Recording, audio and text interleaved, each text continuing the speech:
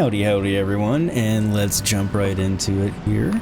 Got the outlines done, so pulling off the stencils so we can start making the planets. Used a lot of different techniques on this one just because there are so many planets. I wanted them all to look a bit different, not just in color. Speaking of, I also used a ton of color in this one because I wanted it to be nice, colorful, vibrant, which will contrast with the darker background that's going to be filled in here in a few minutes. Also, hopefully everybody's doing well, staying safe and healthy out there. I want to say a big shout out and thank you to everybody who's liked the videos, watched them, shared them with their friends and family, commented, and of course subscribed. If you haven't done that, please do so. It helps me out a ton. It'll let YouTube know that people enjoy the content, so they'll show it to more people that can come and enjoy. So, really appreciate it if you could do that for me. But otherwise, sit back and enjoy the spray paint art coming your way.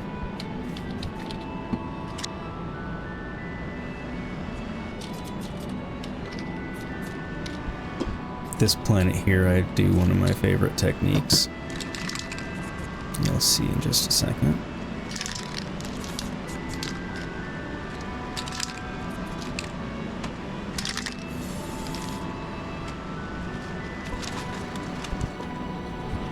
I know it's hard to see right now, but it's the pull the paint across in one direction with the magazine. It gives a really cool effect, which you'll see now. You can get a better view of it. This one's smaller, so it didn't highlight it as well. Highlight the effect, not the actual highlighting. The highlighting went fine. This planet's another one of my favorites in terms of the way I do go about it and technique I use with the folding. It's a little bit of a pain in the butt for the folding, but it's worth it. Like the last one, you just can't use either one of them all that often or it gets old. It wouldn't look very good if you made all the planets in your painting that way. Whereas there's other techniques where if all the planets in your painting look that way, it's fine. I mean, it's always nice to have a bit of a variety. Also, I cut out most of the folding of this just because it takes a couple of minutes, but if anybody wants me to actually show the full process of how I fold it, let me know in the comments and I can go ahead and make a video on that. It's pretty simple, you just have to do it a certain way. It's pretty obvious. Hello, I'm Yogurt Captain Obvious. How are you today? I'm Ron Burgundy. Added a lot of color to the highlight and shades in this painting as well, just because, again, I wanted it to be colorful and vibrant. I think it gives it a nice effect overall.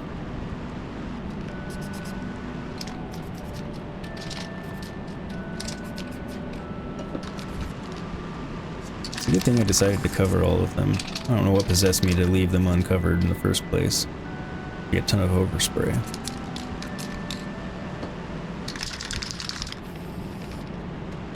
Not that that can't be fixed, but why fix something when you don't have to create the problem in the first place? That's what I say.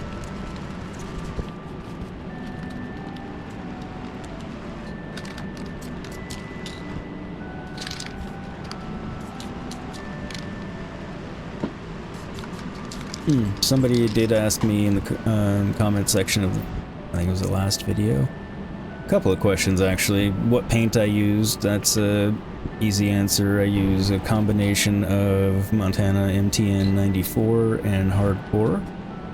The reason I use both is just different colors.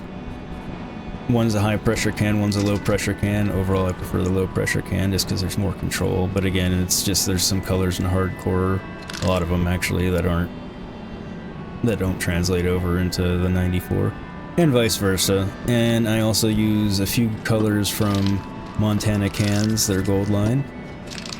I only have like 3 or 4 cans, maybe 5, maybe 6, I don't know. But there's just a few colors. They have a lot of amazing colors. There's just a few that I can't get in the MTN 94 or Hardcore.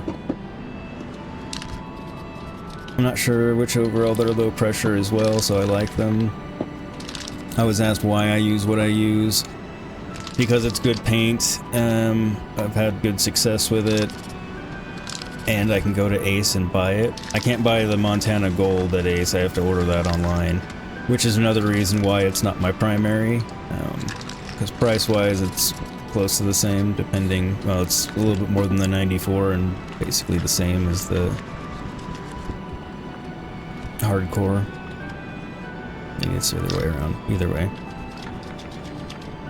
But I have to order it, whereas here I can just go to Ace and buy the majority of my paint. And then for clear coat I use just Rust-Oleum that you can get anywhere. I tend to get it at Home Depot or Walmart because they're the cheapest. Typically Home Depot is even cheaper than Walmart.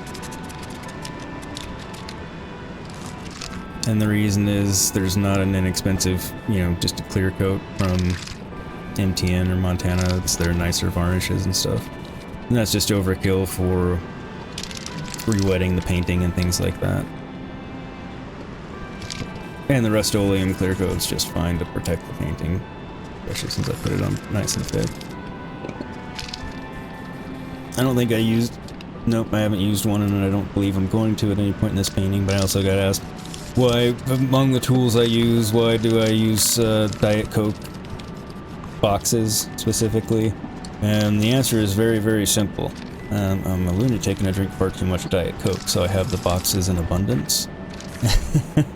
And they cut into nice sizes to either block or, you know, do some scraping or whatever it is I need to do.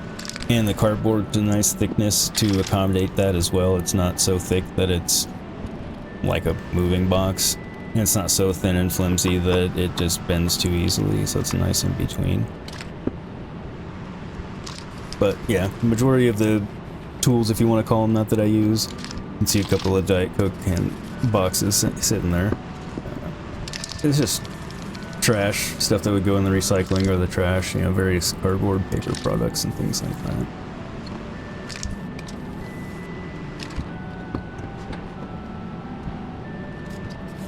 I think those were the questions that I got asked. If I forgot anything, I'm sorry, ask me again in the comments. Also, if you have any other, you know, questions or comments, feel free to throw them in there. Also, let me know if you enjoy me doing the voiceover like this. That's what I've been doing, but I don't know if anybody wants it to be just the, you know, sound of the spray cans and music without me talking for more of an ASMR feel. Let me know your preferences in the comments.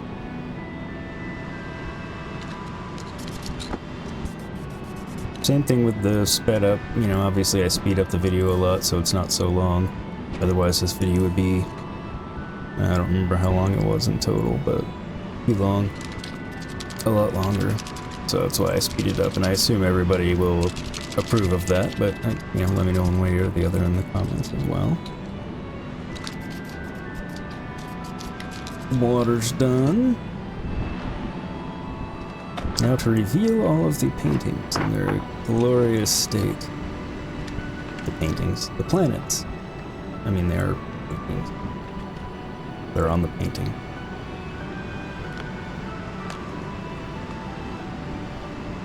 But I'm really happy with how all these planets came out on this one. They just came out really nice. Now for mountains. There's a bajillion ways to make mountains. None of them are wrong. It just depends on a combination of your preference and what's going to be best for the particular piece you're working on. For this one, I felt the stencil mountains would be the best. But you can paint them on with a brush, you can paint them on with pieces of poster board, you can spray them on, you can finger paint them on, you can scrape them in. You know, there's so many different ways to make them, and like I said, none of them are really right or wrong. It just whatever's gonna serve your painting the best. And same thing with what I'm doing now. You can, you know, always paint on your highlights and shadows in the mountains. You can scrape in highlights like this. It just depends on, again, your preference and what you think is going to look best in the painting. Thought scraping would look best for this one. And then of course with mountains you have to add clouds. You don't actually have to, but it often makes them look better. clouds, they're not that hard, they're just time consuming and you have to have some patience because there's a lot of layering involved if you want them to look thick and fluffy and dense. And then, another key is, as you saw, I just sprayed some, transparent blue on there. So there's some color, and now I'm spraying down some blue clouds really lightly, just to accent in there, give them more depth. And I'll come back in with some white. You can, depending on the scene, you can throw some gray in there, different shades of white if you have them. But you can get away with just, the blue like I'm doing, or purple, or, if you're doing a sunrise or sunset, you can throw in any color you want, really, but more your warms, reds, your yellows, and everything. But that's how you get the depth and dimension to them.